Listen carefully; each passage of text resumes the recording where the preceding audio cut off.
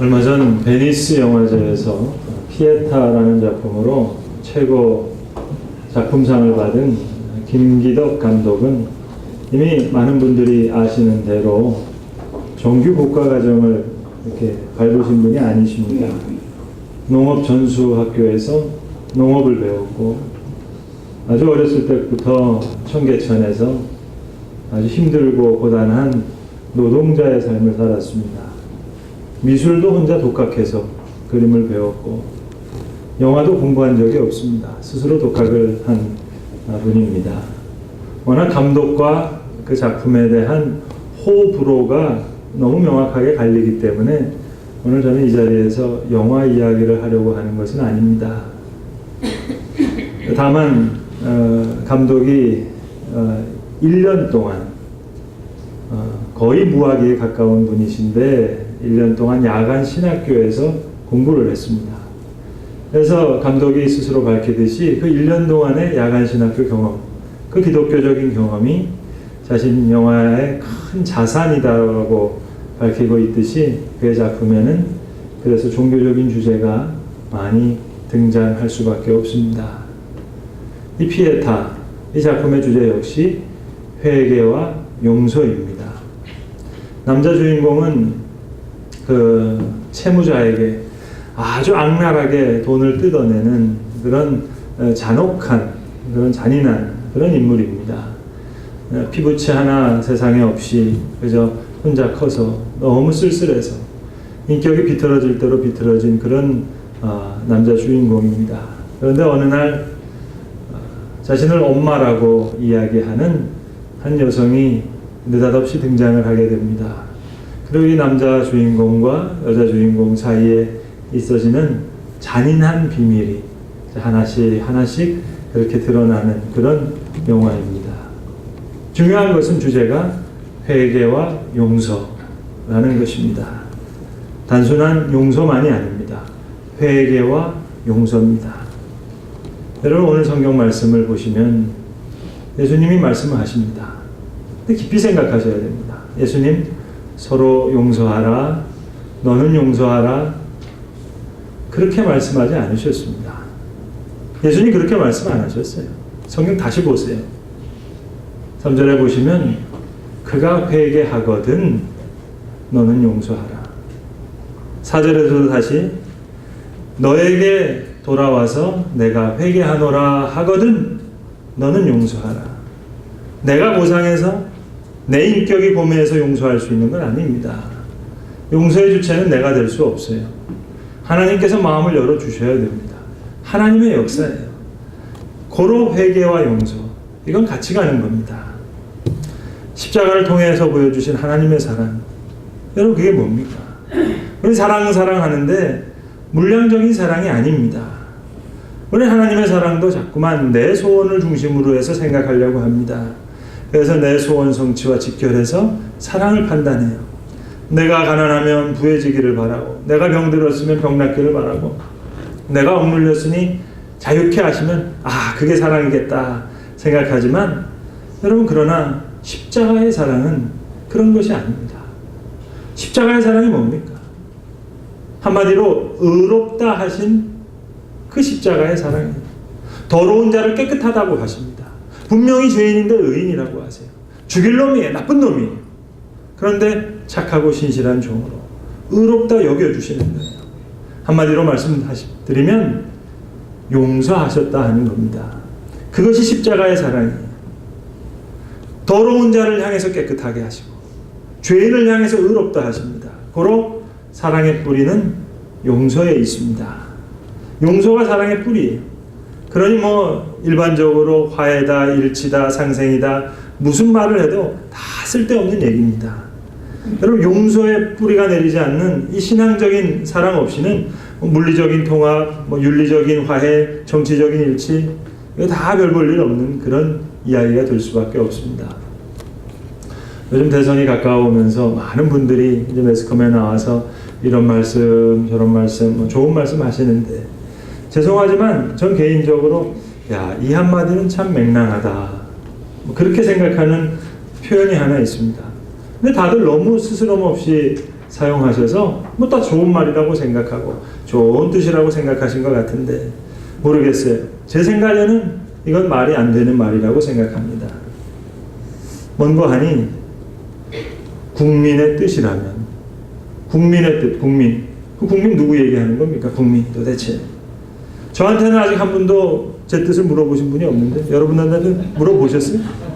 아니 국민한테 그 국민이 도대체 누구예요? 독재자가 제일 많이 쓰는 말이 국민입니다. 국민을 위한. 국민이 위한다면. 그래 51% 동의한다고 국민의 뜻이겠습니까? 그러니까 여러분 화해다 일치다 통합이다 이거 다 그럴듯하게 들리지만 이건 어이없는 말입니다. 왜요? 같은 수준에서는 이루어질 수 없는 이야기니까요. 전혀 다른 차원이 필요하니까요. 그래서 회개가 중요한 거예요. 회개하거든 내가 회개하노라 하거든. 용서는 수평적인 관계입니다. 그러나 회개는 수직적인 관계입니다. 포항에 가시면 큰 교회들, 대형 교회들이 한 서너 개 있는데 공교롭게도 다 저희 교단에 속한 교회입니다. 그분들 중에서 제일 연장자뻘 되시는 목사님, 아주 목회를 훌륭하게 하실 뿐만 아니라 이분은 특별히 전국 방방곡곡을 다니면서 저 해외까지 부흥회 강사를 나가셔서 부흥회를 참 은혜롭게, 제가 볼 때도 참 은혜롭게 인도하시는 그런 목사님이신데, 근데 여러분 왜 가수들도 자기 히트곡이 있잖아요. 그러니까 이 부흥 강사로 많이 나가시는 목사님들도 항상 18번 그 메시지가 있으시거든요. 근데 이 목사님이 늘 가실 때마다 이렇게 말씀을 전하실 때 꼭 빠지지 않고 하시는 그분의 18번이 있습니다. 한 교인이 한 5,000명 모이는 아주 큰 교회인데 이분이 목회하시는 중에 목사님을 참 힘들게 하고 아프게 하는 딱 그분이 말을 좀 세게 하시는 거예요. 두 놈이 있다는 거예요. 두 놈. 모든 교인들이 다 은혜 받는데도 이 두 놈은 늘 석삼자에 내천자 그려가면서 인상을 쓰는데요. 아니 이분 얘기예요. 이분 표현이 그래요. 아니 목사가 나쁜 거 줄 사람이 어디 있겠냐는 거예요. 일주일 동안 눈물로 중보하면서 기도하면서 잘 전해주는데 이거 말꼬리 탁 잡아가지고 야 목사님 안 되겠다 생각하면 그게 또라이지. 그분 표현이에요. 또라이지. 근데 꼭 두 놈이 있다는 거예요. 두 놈 때문에 힘들다고. 그랬더니 그 집사님 중에서 젊은 안수 집사님 중에 한 분이 목사님 제가 목사님 편인 거 아시죠? 저한테 좀 얘기해 주세요. 그 두 놈 누군지. 제가 가지고 뭐 혼쭐을 내든지 뭘 하든지. 목사님 좀 믿으시잖아요. 제가 뭐 말을 딴 데로 옮길 사람 아니고 조용히 말씀해 주시면 제가 해결하겠습니다. 한두 번 하시는 게 아니라 하루 종일 쫓아다니면서 그렇게 물어보시더래요. 그래서 할 수 없어서 조용한 곳에 데리고 가셔서 가르쳐 드렸답니다. 그 두 놈이 누군 줄 알아? 바로 너랑 나다 이놈아. 그렇게 하십니다. 여러분 항상 두 놈이 문제라니까요. 우리 교회도 딱 두 놈이 있어요. 어디든지 두 놈이. 그놈하고 나하고. 여러분 나와 그만 너와 나만 기도하면 모든 사람 기도하는 거예요. 너와 나만 신앙생활 잘하면 교회 신앙생활 다 잘하는 거예요. 너와 나만 잘하면 아무 문제 없어요. 국민의 뜻 아니죠. 딱 두 놈이 문제라니까. 오늘 성경 아주 간결하게 말씀합니다. 회개하거든 용서하라. 친히 예수님 하신 말씀이에요. 하루에 7번이라도 회개하면 용서하라. 글쎄요 7번. 그래서 잘 모르겠습니다. 정말 우리에게 누가 와가지고 잘못했습니다. 한 3번 오면 야 이놈아 너는 싹시 놀았다. 용서할 가치도 없다. 그렇게 말해버릴 것 같습니다. 그러나 예수님은 하루에 7번이라도. 그리고 저 마태복음 18장 21절 이하에 보시면 또 재미나는 표현이 나와요. 하나님 예수님께서 확대해서 설명하시는데 베드로가 딴에는 지금 크게 써서 예수님 내가 사람을 용서할 때 몇 번 용서할까요? 7번이면 되겠습니까? 그럴 때 예수님이 말씀해 주시죠. 70번에 7번 하더라도 너는 용서하라. 77에 49, 490번. 그러니까 이거는 숫자 개념을 떠난 겁니다. 무제한적인 얘기예요. 그러니까 너 자신에게는 제한이 없다는 얘기예요. 우리에게는 제한할 권리도 없어요. 성경이 계속해서 하시는 말씀이 뭡니까? 주께서 너희를 용서한 것 같이 너희도 그리스도 안에서 용서하라. 샌프란시스코 총장을 오래 지내신 총장님 한 분이 계신데 로널드 맥클로라는 총장님이신데 이분은 목회도 오래 하신 목사님이십니다. 근데 이분이 쓰신 책 중에 좀 다소 이렇게 좀 흥미로운 그런 제목들이 많은데 이런 대목도 하나 나와요. 월요일날 목사님은 잔디를 깎으면 안 된다. 그게 무슨 말인고 하니 미국도 목사님들이 주로 월요일날 많이 쉬십니다. 쉬다 보니까 집안일도 하시기 위해서 집안에 잔디를 깎잖아요.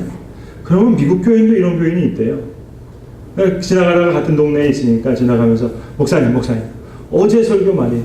그 설교가 그게 뭡니까? 이러면 그냥 잔디 깎다가 화가 나가지고요. 이 잔디가 완전히 쥐뜯어 먹은 것처럼 그렇게 한다는 거죠. 절대로 월요일 날은 목사는 잔디 깎으면 안 된다 그런 얘기인데 이분이 쓰신 책 중에 거침없는 은혜라는 책이 있습니다. 한 20가지 이상 되는 소제목이 붙어 있는데 그 소제목 중에 하나가 계산이 아닌 용서라는 제목의 타이틀이 붙여 있는 소제목이 있어요. 거기서 이 목사님이 자기 교인 중에 두 분의 이름을, 이건 두 분입니다. 두 놈이 아니라 두 분의 이름을 실명으로 거명합니다.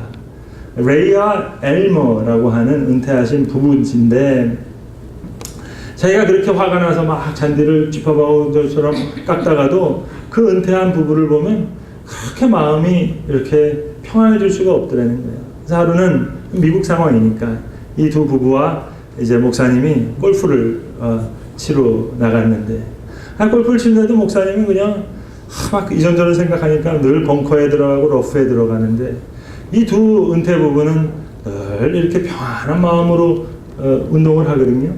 그래서 한번 목사님이 묻습니다. 레이, 당신은 골프 치다가 스트레스 받아본 적 없냐고. 목사님, 저와 제 아내 엘머는 이제는 골프를 잘 즐길 수 있는 길을 터득했습니다. 저희는 언젠가부터 스코어를 매기지 않습니다. 계산하지 않는다는 거예요. 그러면서 이분이 계산 아닌 용서라는 글을 쓰는 거예요. 여러분, 골프만 그렇겠습니까? 우리 인생 가운데 은혜로 뒤집어진 세상을 살아가려면 계산하면 안 되죠. 헤아리는 거 아닙니다. 하루에 7번이라도 너는 애초에 심판주가 아니라는 거예요. 어떠한 일에든지 판단자와 심판자나 되어서는 안 됩니다. 애시당초 그럴 권리가 주어지지 않았어요. 심판은 하나님이 하시는 거예요. 내가 할 일은 용서예요. 너는 남이야 뭐라 하든 상관없이 너는 용서하라. 회개하면 용서하라. 자, 그렇다면 여러분 이제 나머지 다른 경구가 하나 남습니다. 회개하지 않으면 어떻게 되죠? 잘못되었다고 생각하는 마음. 여러분 그것은 회개가 아닙니다. 회개라고 하는 것은 원래의 마음으로 돌아가는 거예요. 본래성으로 돌아가는 마음이에요. 따라서 회개하지 않은 자를 놓고 용서를 운운한다면 이거는 죄를 범하는 겁니다. 악을 놓고 용서를 말하면 이거는 죄를 양성하는 것이 됩니다. 이것은 죄와 연합하는 거예요. 죄는 물어야죠. 하나님께서 판단하십니다. 한국에서 죄 짓고 미국 가서 착한 일 한다고 여러분 해결되는 거 아니에요. 죄송하지만 저는 목회 중에 저 안타깝게도 그런 분 만난 적이 있습니다. 제가 아주 강하게 권면했습니다. 원점으로 돌아가서 회개해야 된다고. 당신이 아무리 혼자서 고행하고 선행을 쌓고 마음 아파하더라도 그거 갖고 안 되지. 갚을 것은 갚아야지. 하나님 앞에 깨끗하게 회개하고 그 사람한테 가서 용서를 구하라고. 그러나 여러분 그것도 그가 할 일이에요. 내가 할 일은 용서뿐이에요. 회개하지 않는 자 하나님이 심판하실 거예요. 하나님이 모르시면 모를까 다 알고 계세요. 그러니 너는 용서하라. 여러분 이것은 자기주관적인 의미가 아닙니다. 나를 중심으로 해서 나한테 잘하고 못하고 그게 아니에요. 내게 돌아오니까 내게 사과하니까 내가 용서하고 그런 뜻 아닙니다. 회개라 함은 수직적인 거예요. 하나님께로 돌아오는 거예요. 그가 하나님께로 생각이 돌아갑니다. 세속적인 생각에서 떠나서 하나님께로 갑니다. 그의 마음이 그의 영혼이 하나님께로 돌아오거든 너 마음이 어떻든 말든 용서해야죠. 힘들어도 용서하고 죽이고 싶어도 너는 용서하라. 여러분, 이 말의 깊은 신학적인 의미가 뭐겠습니까? 하나님께서는 언제든지 회개하면 용서하신다는 거예요. 하나님 벌하시기로 생각하시고 날짜까지 정하셔도 회개하면 마음을 돌리십니다. 요나와 니느웨 성의 관계가 그렇잖아요. 니느웨 성에 가서 요나가 나중에 마지 못해 40일 후에 망한다, 40일 후에 망한다, 그렇게 전했습니다. 아마도 그렇게 눈에 훤하게 보입니다. 워낙 니느웨 성이 원수 같은 사람들이니까 40일 후에 망하니까 당신들 회개하시오, 그 얘기는 안 했을 거예요. 회개하라는 얘기를 싹 빼놓고 어슬렁 지나가면서 40일 후에 망한다 그랬는데 웬걸요? 니느웨 성 사람들이 옷을 찢고 죄를 뒤집어 쓰면서 회개했습니다. 그때 하나님께서 마음을 돌리세요. 그래서 요나가 하나님께 불평하는 장면이 나오죠. 하나님, 내가 이럴 줄 알았습니다. 내가 이럴 줄 알고 여기 안 오려고 그런 건 아닙니까? 그러니까 하나님은 진정으로 회개하는 자를 용서하실 수밖에 없어요. 어거스틴의 유명한 말입니다. 하나님은 회개하는 자를 벌하지 못하신다. 하나님께서 하실 수 없는 유일한 일, 회개하는 자를 벌하시는 일, 그거 못하시는 겁니다. 고로 여러분, 하나님께서 용서하시는 자, 내가 어떻게 판단하겠습니까? 그러나 여전히 문제가 남지요. 회개하지 않는 자, 그럼 어떻게 하면 되겠습니까? 회개가 없다면 우리 편에서는 오로지 불쌍히 여길 뿐이에요. 얼마나 불쌍합니까? 회개하지 못했는데. 하나님 끝까지 용서하시는데 아직까지 회개 못했다면 불쌍하죠. 정말 딱한 사람이죠. 얼마나 불행합니까? 여러분, 탕자 못된 놈 맞죠? 천하에 몹쓸 놈이죠. 아니, 아버지가 살아계시는데 어떻게 유산을 먼저 달라고 합니까? 그러나 불쌍하잖아요. 허랑방탕하게 살았다고 해서 그에게 기쁨이 있었겠습니까? 그러니 우리에게는 다른 옵션이 없어요. 용서하든지 불쌍히 여기든지, 긍휼히 여기든지, 회개하거든 용서하든지. 자, 여러분, 이제 하나 더 중요한 게 있습니다. 용서는 죄인을 살리기 이전에 나를 살리는 거예요. 용서하지 못하면 내가 자유롭지 못하니까요. 자유의 뿌리도 따지고 보면 용서입니다. 미워하는 순간 내가 그 사람에게 매여요. 감옥 아닌 감옥에 매이게 됩니다. 내가 노예가 돼요. 문드러져요. 썩어져요. 내 영혼이 다 그저 말라 비틀어버리기 말입니다. 고로 용서가 자유를 주고 용서가 소망을 줍니다. 용서가 자신을 살리는 거예요. 용서하면 이긴 거고 미워하면 진 거예요. 레오나르도 다빈치의 유명한 일화가 있습니다. 우리가 잘 아는 최후의 만찬을 그리게 되는데 13명을 그려야 되는 거 아니겠어요? 예수님과 12제자. 다른 사람은 잘 쉽게 그리는데 가룟 유다가 그려지는데, 가룟 유다가 그릴 때는 누구를 그렸는고 하니 자기를 계속 괴롭히는 그 원수 같은 마귀 같은 그 친구를 딱 생각하니까, 그 마귀 그놈 생각하니까 가룟 유다를 너무 쉽게 그렸습니다. 거기까지는 딱 그렸는데, 아니 예수님의 얼굴이 그려지지가 않는 거예요. 심지어는 해를 거듭했다고 합니다. 수도사에 가서 자신의 문제를 얘기하고 조언을 구하게 됩니다. 수도사가 해주는 얘기예요. 당신이 회개하지 않으면, 용서하지 못한 것을 회개하지 않으면 그럴 수 없겠습니다. 그래서 레오나르도 다빈치가 그 친구를 용서하지 못한 것을 회개하고 깨끗이 회개한 후에, 용서한 다음에 마음이 열려서 예수님의 그 인자한 얼굴을 그렸다는 유명한 일화입니다. 여러분, 내가 용서하지 않으면 내가 살 수 없는 거예요. 에머슨이 한 유명한 말이 있습니다. 사람을 미워하는 것은 모기 한 마리를 잡겠다고 온 집안을 불태우는 것과 같다. 여러분, 누구 한 사람 미워해 보세요. 그 한 사람 때문에 마음이 어두워지죠. 삐뚤어지죠. 인격 자체가 그저 망가집니다. 다 황폐해집니다. 그래, 모기 한 마리 잡겠다고 그래 온 인격을 다 불태워서 되겠습니까? 100번 물리는 편이 낫죠. 아니 그렇습니까? 몸이 퉁퉁 붓더라도 물리는 편이 낫죠. 남을 용서하는 것은 바로 나 자신이 자유할 수 있는 길이니까 말입니다. 그래서 마태복음 6장, 누가복음 6장에서 예수님 반복적으로 말씀하세요.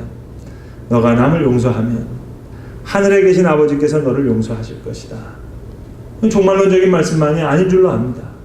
매일의 삶 속에서도 용서하지 못하면 지옥이에요. 내 심령이 자유하지 못해요. 오늘도 그렇고 내일도 그럴 것입니다. 용서하고 용서받지 못하면 한순간도 자유할 수 없어요. 어느 순간이라도, 죽는 순간이라도 용서는 반드시 있어야 하는 겁니다. 미국의 그 카톨릭 사제 중에 아주 특이한 이력을 갖고 계신 분이 있습니다. 브레넌 매닝이라고 하는 분인데, 이분은 아주 밑바닥 생활을 많이 하신 분이에요.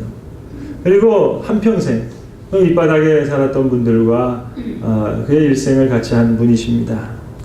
그런 면에서 하늘 이야기와 땅 이야기를 공이 다 하실 수 있는 몇 안 되는 영성 작가 중에 한 분이신데, 이분이 쓰신 사자와 어린 양이라는 제목의 책에 실린 실제 이야기입니다. 저 아프리카 남아프리카 공화국에 두 형제가 살고 있었습니다. 형은 키도 크고 힘도 세고 뭐 얼굴도 준수하고 모든 면에 인기가 있고 또 운동도 탁월하게 하는 그런 학생이었습니다. 그래서 아주 비싼 사립 기숙학교에서 공부를 하게 되는데, 그 학생에서도 항상 리더였습니다. 근데 그의 동생은 6살쯤 아래였는데, 그저 동생은 잘생기지도 못하고 유능하지도 못하고 게다가 곱사등이었습니다. 딱 한 가지 출중한 재주가 있었는데 아름다운 목소리를 가지고 있었어요. 노래를 너무 잘 불렀습니다. 동생도 몇 년이 지나서 형을 따라 그 사립 기숙학교에 들어가게 됩니다. 그런데 하루는 잔인하게도 군중심리에 매였던 그 한패의 학생들이 폭발해서 우르르 동생에게 밀려가서 괴롭히며 놀리는 거예요. 나중에는 급기야는 그의 셔츠를 벗겨서 그 곱사등이 등을 다 드러나게 했습니다. 형은 그 사태를 알고 있었어요. 그 일을 멈추게 할 수도 있었어요. 그 곱사등이 동생을 충분히 지켜줄 수 있었는데 형은 맞서질 않았습니다. 조용히 화학 실험실에서 공부를 했습니다. 상황을 방관했어요. 그 뒤로 동생은 완전히 딴 사람이 됐습니다. 그 좋던 사립기숙학교를 떠나서 부모님의 집 농장으로 들어가게 됐고, 그 다음부터는 두문불출하게 됐습니다. 노래도 부르지 않았습니다. 그 사이에 2차 세계대전이 일어나서 이 형이 유럽의 전선에 가게 됩니다. 한우는 이제 전장에서 바깥에 떠있는 총총한 별을 보면서 마음에 너무 가책이 되는 거예요. 자신이 학생 시절에 동생에게 저지른 잘못을 생각했어요. 너무 미안한 겁니다. 집에 가서 동생에게 용서를 구하고 싶은데, 아니 그 옛날에 유럽에서 남아프리카 공화국까지 갈 길이 막연하잖아요. 그래서 뭐 복잡한 얘기가 있습니다만은 간단히 줄여서 아주 힘들게 해서 그 동생을 만나게 됩니다. 만나는 순간 두 형제가 밤늦도록 대화를 나눠요. 형은 자신의 뉘우침을 동생에게 고백합니다. 이 형제가 붙들고 눈물을 흘리면서 오랫동안 이야기를 합니다. 그리고 잠이 들었습니다. 이 작가가 쓰는 마지막 대목은 이렇습니다. 바로 그날 밤에 벌어진 또 다른 일이 있었다는 거예요. 이게 남아프리카 공화국 포스트지에 나왔습니다. 잠들었던 형이 밤하늘로 솟아오르는 아주 풍부하고 그윽하고 아름다운 곡조에 잠에서 깨는 거예요. 그것은 다름 아닌 다시 노래를 시작한 동생의 아름다운 목소리였다 하는 그런 실제 실화입니다. 여러분, 하나님의 은혜로 우리는 뒤집혀진 세상을 살아가는 거 아니겠습니까? 하나님의 심장에 한 발짝 다가서게 될 때 우리는 잃어버린 노래를 찾게 될 줄로 믿습니다. 기도하겠습니다. 아버지 하나님, 주께서 은혜로 이미 이 세상을 뒤집으셨습니다. 용서의 사랑으로 우리의 심령도 다 기경하셔서 바꾸어 놓으셨습니다. 그럼 이제 하나님의 심장에 우리 한 발짝 더 다가가서 용서하든지 아니면 불쌍히 여기든지, 너는 너가 할 일을 감당하라는, 너는 용서하라는 이 말씀 실천하는 중에 잃어버린 노래도 찾게 하시고 잃어버린 기쁨의 목소리도 찾게 하여 주셔서 하나님 원하시는 장성한 믿음의 분량에까지 자랄 수 있도록 성령님 우리를 도우시옵소서. 예수 그리스도의 이름으로 기도드리옵나이다. 아멘.